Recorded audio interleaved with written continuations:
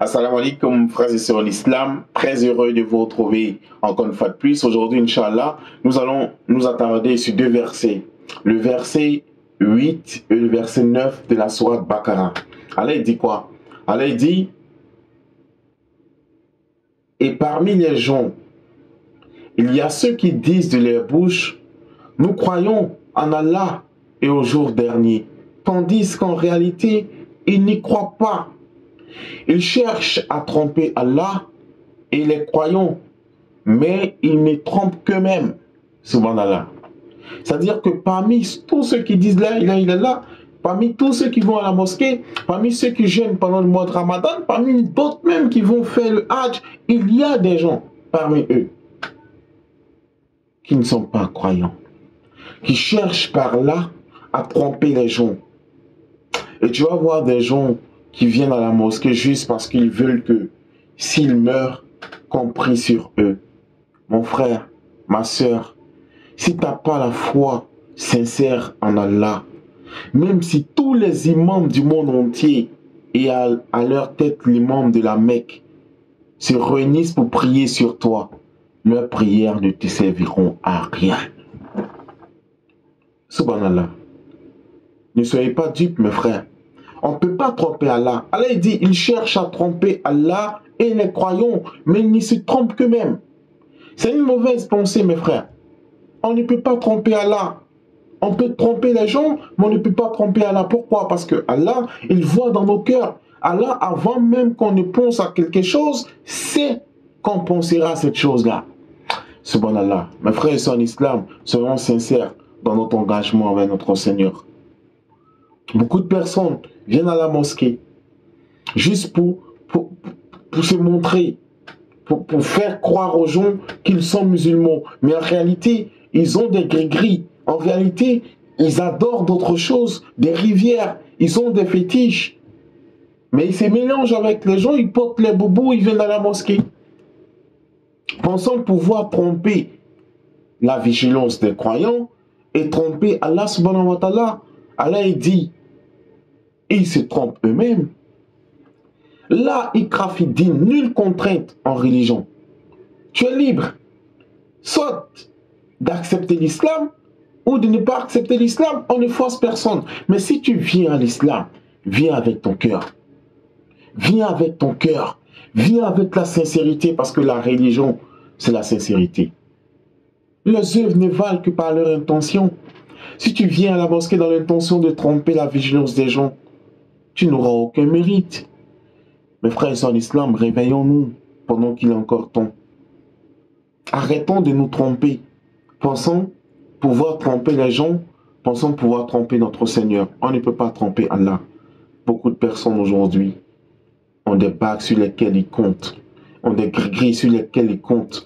Beaucoup de personnes aujourd'hui, même tu vas aller dans beaucoup de magasins, il y a des gens qui ont enterré des choses devant les magasins, pensant que ce sont ces choses-là qui vont attirer les clients. C'est faux. Ils accrochent souvent des trucs dans les magasins, pensant que ce qu'ils accrochent là, ça va attirer les clients. C'est faux. Les clients, c'est Allah qui les envoie. Mes frères, mes soeurs, croyons en Allah. Allah dit, tout ce qui vous arrive de bien provient d'Allah.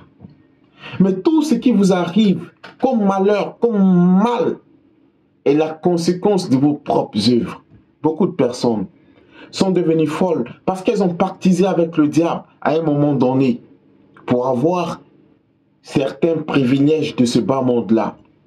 Des gens ont accepté dans les pactes avec le diable d'avoir des rapports avec les propres mères pour être millionnaires. D'autres personnes se sont accouplées avec leurs propres enfants pour pouvoir être millionnaires. Mais il y a une conséquence. Il faut l'assumer. Et Allah dit, c'est la conséquence de vos propres œuvres. C'est la conséquence de ce que vos deux mains fabriquent. Subhanallah. Mes frères et sœurs en islam, c'est parce que Allah nous aime qu'il nous montre ce qui est bon et ce qui ne l'est pas. Il nous montre le bon chemin et le mauvais chemin.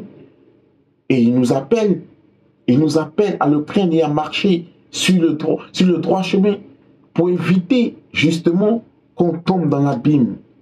Mes frères et sœurs en islam, tous ceux qui ont essayé de signer un pacte avec le diable on finit dans la misère, on finit dans la difficulté, on finit dans la souffrance. Mais tous ceux qui ont placé leur confiance en Allah, ils connaîtront peut-être des difficultés, ils vont souvent même trébucher. Mais une chose est sûre, Allah ne les abandonnera jamais. Une fois tu as confiance en Allah, tu places ta confiance en Allah et en Allah seul, sans prendre de gris-gris, sans casser les os au carrefour, sans consulter des charlatans.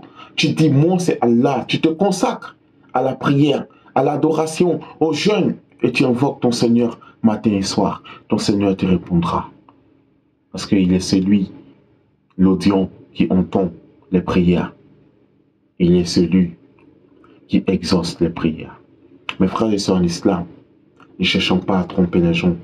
Soyons sincères quand on dit qu'on est musulman.